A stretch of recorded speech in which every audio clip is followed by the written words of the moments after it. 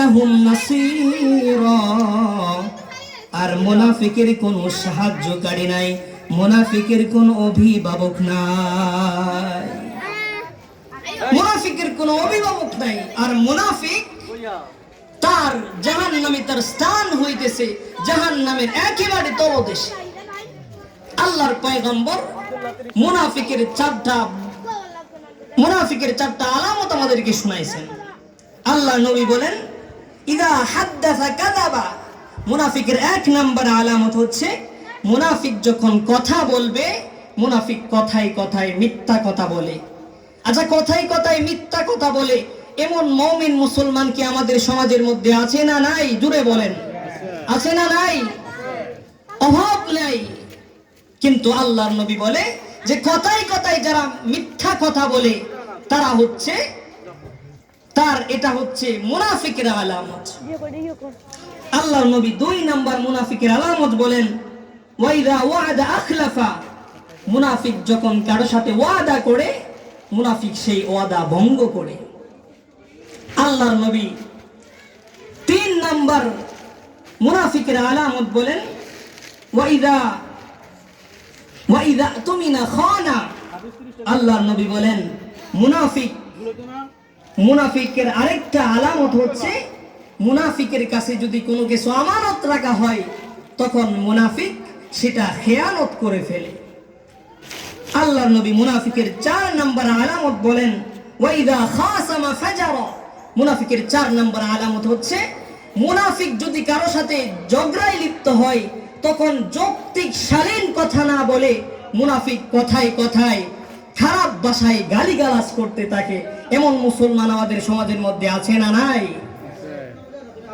সে যদিও মনে করে যে আমার দাপট আছে এই জন্য আমি গালিগালাজ করতেছি, কিন্তু আল্লাহর নবী বলে তোমার মধ্যে মুনাফিকের দুর্গন্ধ রয়েছে।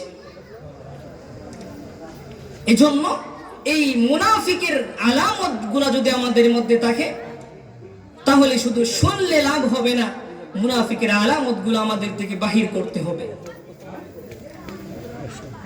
মুনাফিকের 4 আলামতের মধ্যে অন্যতম আলামত হচ্ছে মুনাফিক আমানতের খেয়ানত করে। সময় একেবারে সংক্ষিপ্ত, তাই সংক্ষিপ্ত ভাবে বলতেছি। আমরা অনেকে মনে করি যে আমানত মনে হয় শুধুমাত্র আমার কাছে একজন আমানত রাখছে, আমি আবার সঠিক সময়ে আমানত ফিরিয়ে দিলাম, এটাই মনে হয় আমানত, এটাই মনে হয় আমানতের হেফাজত করা হয়। কিন্তু আমানত এত সংকীর্ণ বিষয় নয়, এটা একটু বিস্তারিত, একটু ব্যাপক বিষয়। এটা অনেকগুলো আমানতের বিষয় রয়েছে, তার মধ্যে আমার যে কয়টা মনে আসে আমি সংক্ষিপ্ত ভাবে বলার চেষ্টা করব। 1 নাম্বার হচ্ছে মালের আমানত। আপনার কাছে কেউ যদি কোনো মাল আমানত রাখে তাহলে সেটা আপনার দায়িত্ব হচ্ছে। অনেক সময় এমন হয় যে কারো মাল আপনার কাছে আমানত আছে কিন্তু লোকটা ভুলে গেছে আপনার কাছে যে তার আমানত রয়েছে। এমন সময় আপনার কি করতে হবে? আল্লাহ তাআলা কালামের মধ্যে জানায় দিয়েছেন, ইন্নাল্লাহা ইয়া'মুরুকুম আন তু'আদ্দুল আমানাতি ইলা আহলিহা। আল্লাহ তাআলা বলেন, তোমার কাছে যদি কোনো বান্দার আমানত থাকে তাহলে তোমার দায়িত্ব হইতেছে সঠিক সময়ে সঠিক হকদারকে তার আমানত ফিরিয়ে দেওয়া। এটা হচ্ছে আল্লাহ তাআলা আমাদেরকে আদেশ করেছেন যে আমানত যদি কারো কাছে থাকে সে আমানত সঠিক সময়ে তার কাছে পৌঁছায় দেওয়া, এটা হচ্ছে মুমিন বান্দার দায়িত্ব।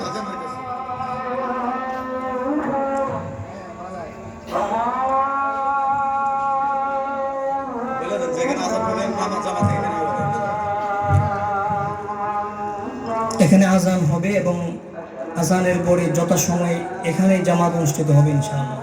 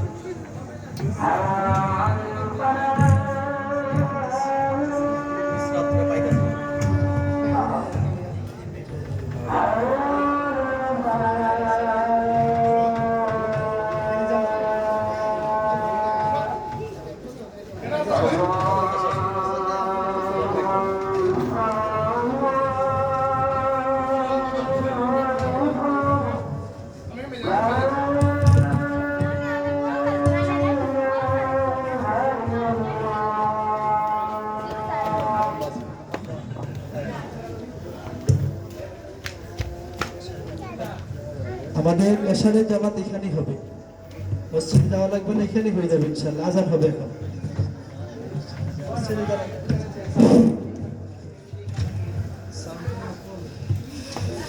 হ্যালো,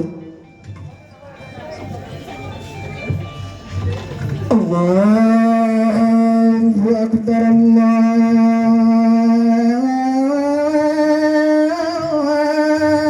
আল্লাহু আকবার, আল্লাহু আকবার,